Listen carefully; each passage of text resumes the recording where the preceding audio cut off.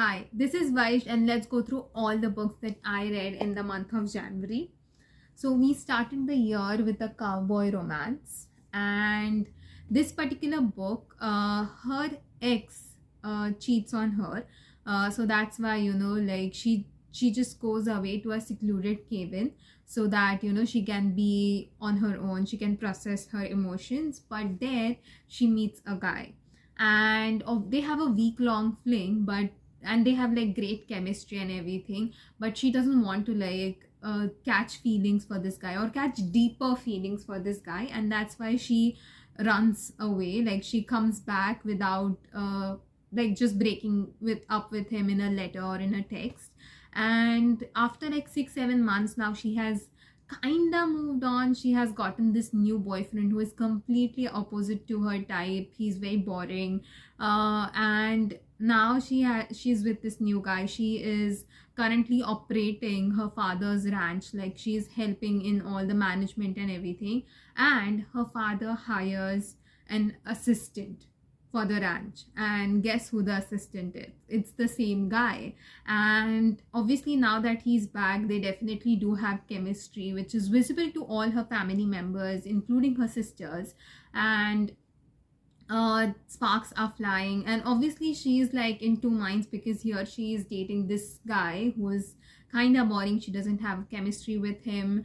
And then there is this past guy from her fling, and now this cowboy who's such a green flag. He's such a nice person, he respects her so much. So obviously she's in two minds because of this, and that is the plot of the book.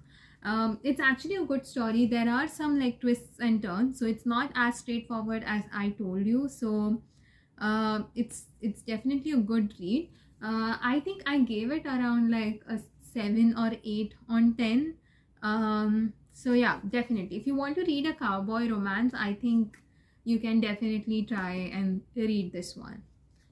The next book that I read is An Arcane Inheritance.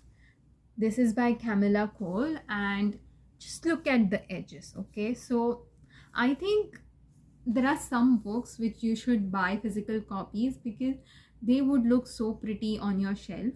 But this book, it's not just a pretty cover or a pretty edge book. The story, the plot, it is so good. Okay, so there's this university called Warren University, and the book is set in the current timeline. So it is a romantasy book.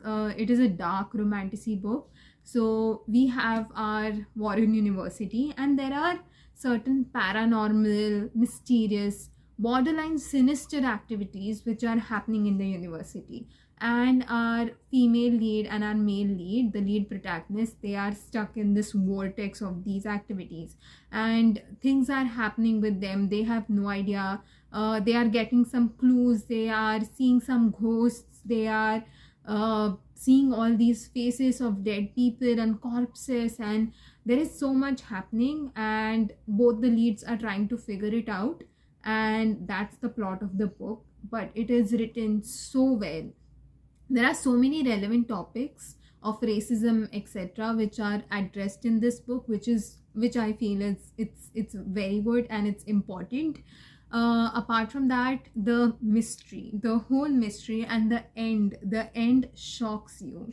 I loved it. I couldn't stay away from the book. Like whenever I was not reading, like I was working or anything, I was constantly reminded of this book, and I was like, I wanted to like finish my food early so that I could like go and read this book. So it is that good, and I would definitely recommend this book to all of you.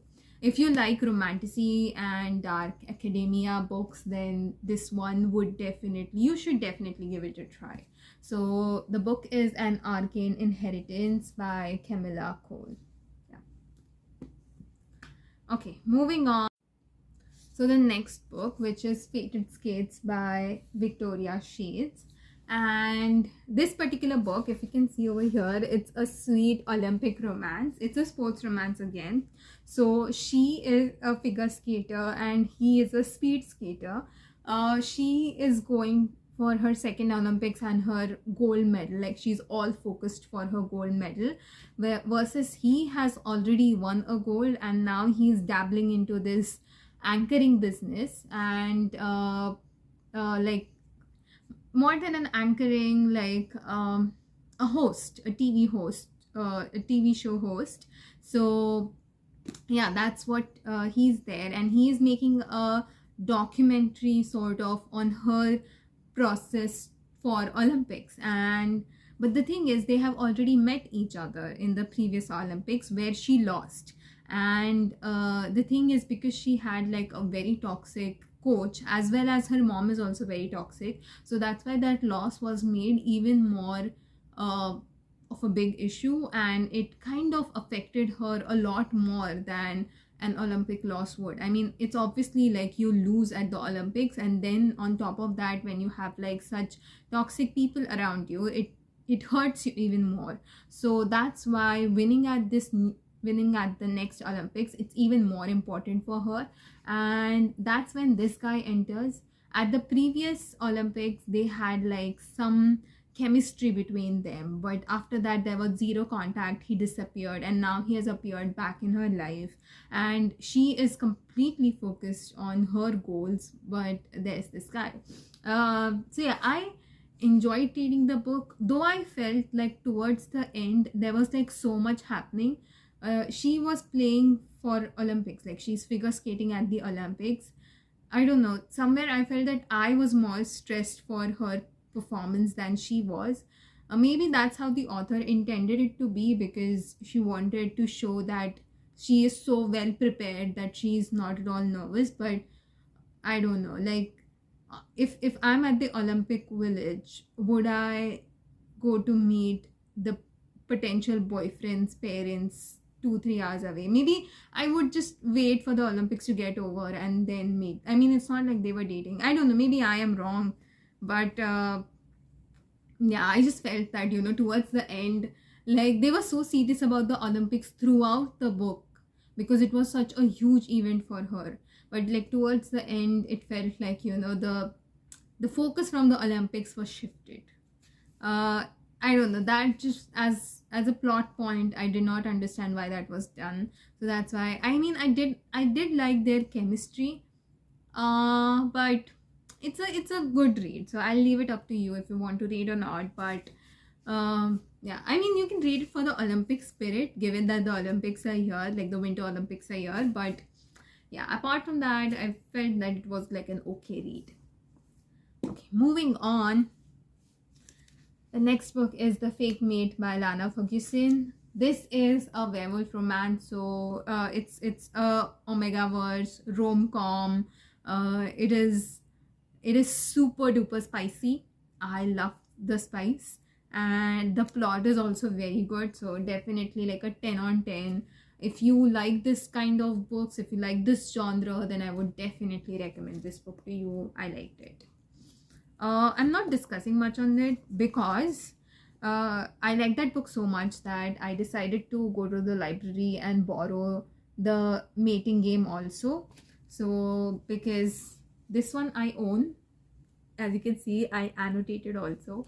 But then I thought that, okay, Mating Game, let's borrow it from the library, and if I like it very much, then I can own this copy also.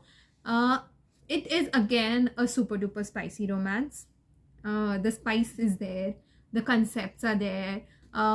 If you like to read an Omega-verse rom-com, you can read it. My only issue was that in the first book, the female lead is an Omega. In the second book also, the female lead is an Omega. In the first book, you have the male lead who is an Alpha, and in the second book also he's an Alpha. So it's again an Alpha Omega, the same genders, the same romance also. Kinda, because of that, you know, the tropes kinda, they seem repetitive. But the only difference is this was like a like this book has kinda like a bit modern setup, versus this book has it is set up in Colorado, in like a very cabin, snowy, region. I think that was like the key difference. Both the female leads are very motivated and very happy in their careers. Both the male leads are also the same. They both have like some past. Yeah. So I just felt like the books were so similar. I would have enjoyed this book a bit more if there was like some differentiating point. Like, how about if she was an alpha and he was an omega? Why not? So I think that was like the only complaint. So the thing is, if I had to recommend a book to you, I can recommend either one of them. You don't have to read both of them. You can just read any one of them and you'll still be fine. Unless you are someone who really likes to read Omegaverse books, then read both of them because they are super duper spicy. Like, the spice is 10 on 10. This book is 10 on 10 because I read it first. So that's why, this was a 10 on 10 for me. But just because the plot became slightly redundant, that's why this one slightly becomes like a 9 on 10 or an 8 on 10 for me when it comes to plot. Spice, again, both 10 on 10. Okay, moving on. The next book that I read was Catch Her If You Can by Tessa Bailey. So I love reading Tessa Bailey romance books. I think there's a unique way, like, she has her own style of writing, her own viewpoint, perspectives on plot points. So they're like very nice rom-coms. I enjoy reading them. So this is the last book in the Big Short series. The Big Short series is like a sports romance series. The first one being Fangirl Down, which I absolutely love, and the last book being Catch Her If You Can. And I enjoyed this book also. As you can see, I have like marked so many tabs. The plot of this book is that they are it's a friends to lovers, so they know each other since they were like in high school, and but they couldn't be with each other because of certain circumstances. Her father, like, those circumstances being external circumstances, like her friend having a crush on him, and also some insecurities like her pushing him away because her father owns a strip club, and because her father owned a strip club, she has always been like ostracized by their town, and she feels that if she is with him, he will face the same kind of behavior from the society. Then he also has his own past, which I won't reveal because yeah, I think you guys can read it. But yeah, so that's why they are not together. So now finally he is a baseball player. He plays for the Yankees, so his career is like well established. She had started her own burlesque club. I hope I'm pronouncing it right, but yeah, she has started her own burlesque club instead of the strip club that her father owned, and she wants to prove herself to the town people that like, she, just because of her father, she didn't deserve the disrespect that they gave her. It is really sensitive, the book, both the characters, their perspectives, and where they come from. It's really well written. The respect given to all the communities is really good. You are really angry at those town people because they are really bad. They are so judgmental. He is such a green flag. Like, Madden is, I think, one of the greenest flags out there. I mean, if you want a green flag, he's an entire green forest. He's the Amazon rainforest. Like, that kind of green flag this guy is.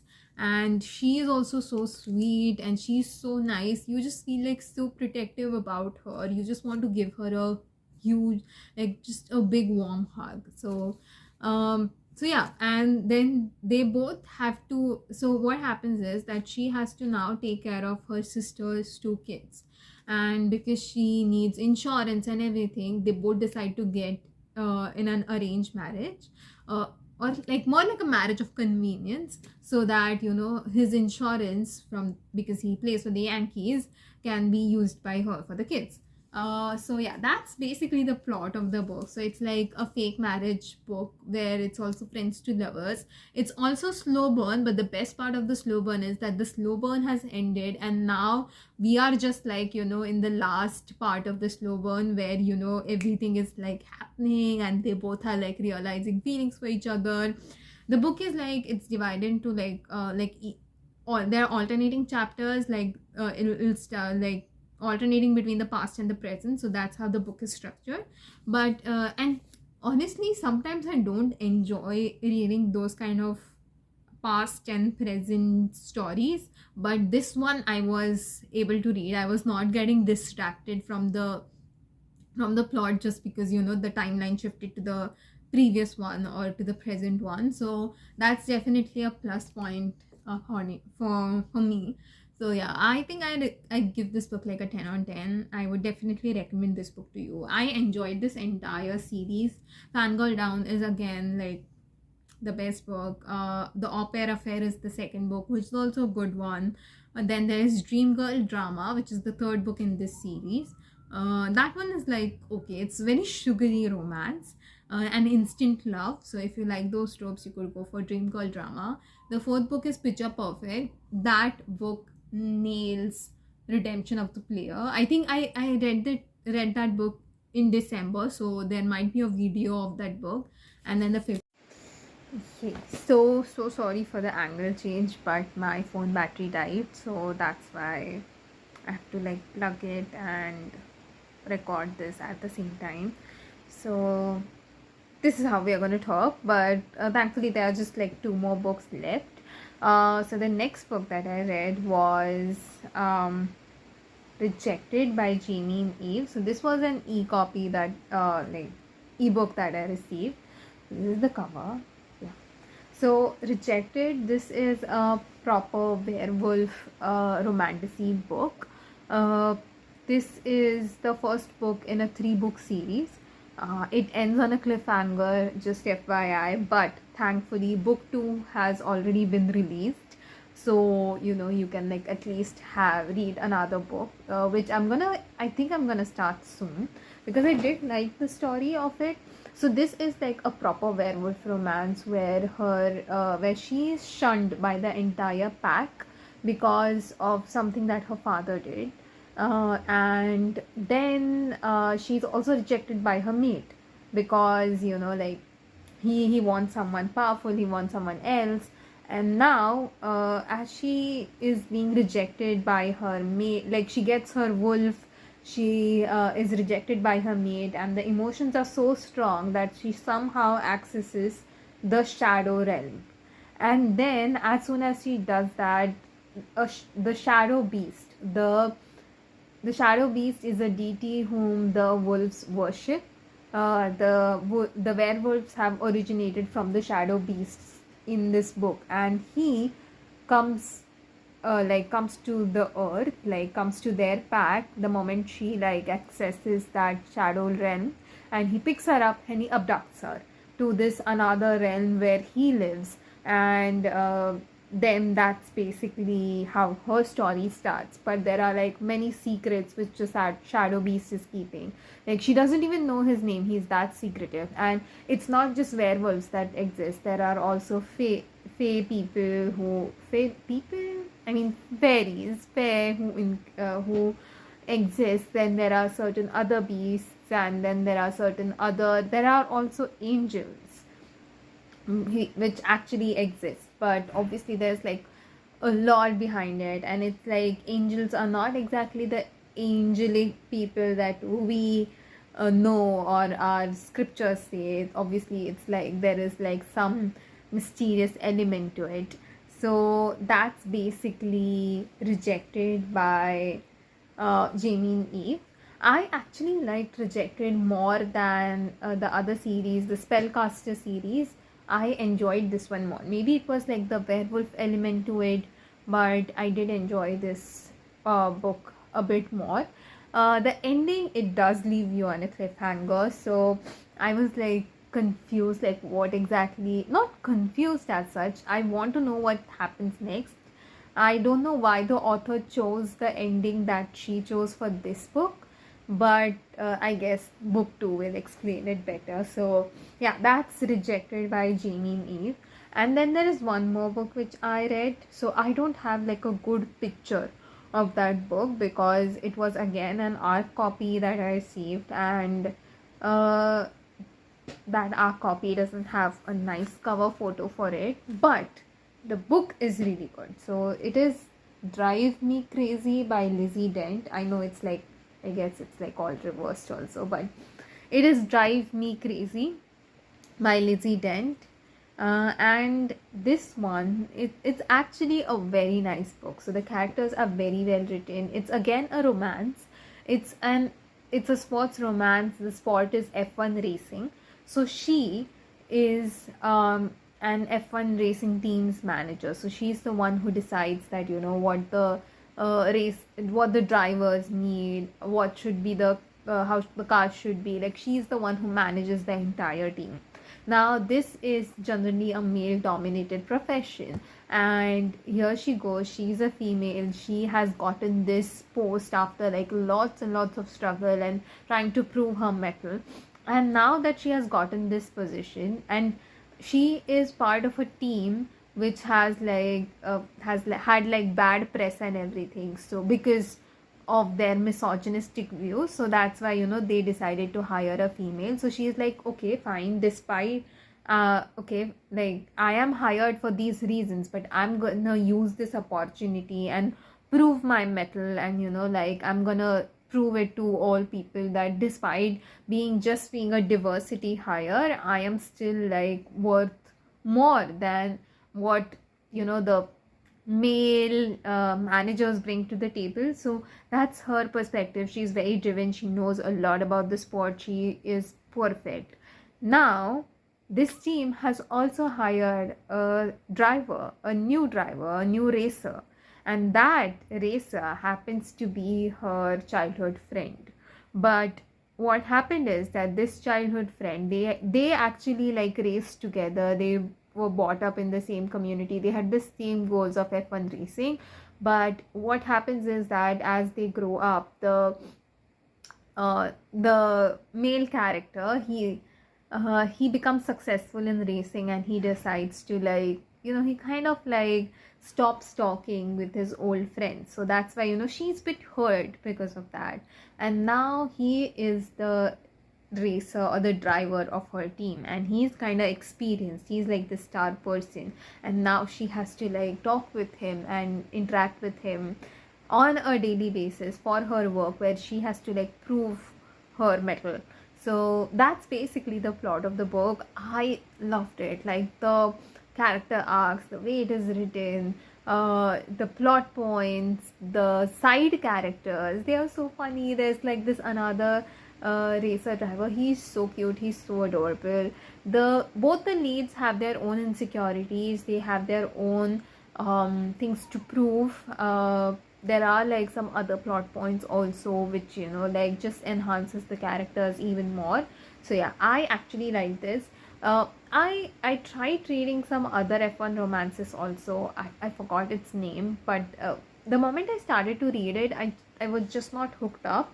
So I thought that, you know, maybe within sports romances, F1 romance is not a like a sport which I would like to read, but this book proved me wrong.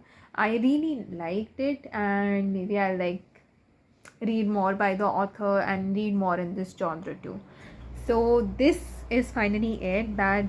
These are all the books that I read in the month of January, and I'll see you soon with my Feb books. I hope I read that much. I don't know. I mean, I hope I read enough, but let's see what February brings for us. Till then.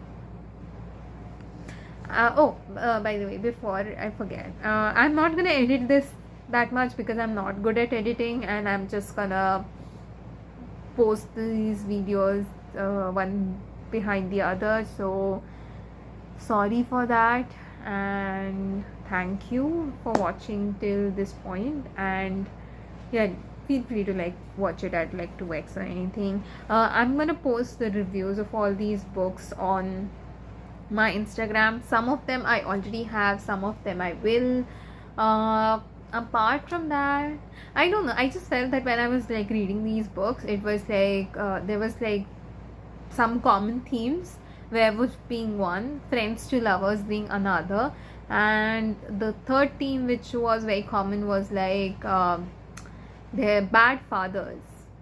uh, yeah, bad fathers, because of whom the girls are having so much trauma. So those were like some of the common themes that I saw, and I think they're nice. Yeah, I think bad fathers is quite interesting because, you know, like most of these women, if they are in their 20s 30s, um, it uh, it's quite like having a patriarchal father, like like Catch Her If You Can, right?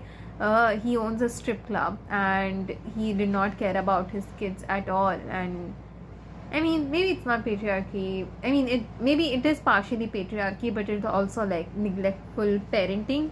So yeah, those are some common themes that I saw. But it was quite interesting reading them, and I enjoyed reading them.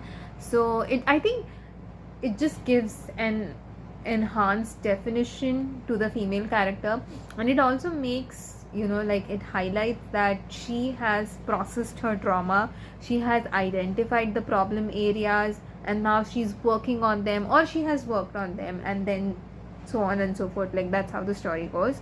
I think Amber Palmer's book, right, Between the Pines, in that book the lead female character has a very good father. Like, you should read about him. He's so nice, he's so adorable, he respects all his daughters, he wants his daughters to lead the business, he helps the community, he is like, and he's such a present parent. Like, he immediately suspects that, you know, she has something going on with the assistant ranch manager. So yeah, I think he's like a good dad, but we saw some bad dads also, which lead to trauma. So I think those were like some of the themes that I noticed. But anyway, bye bye bye bye bye bye bye bye bye.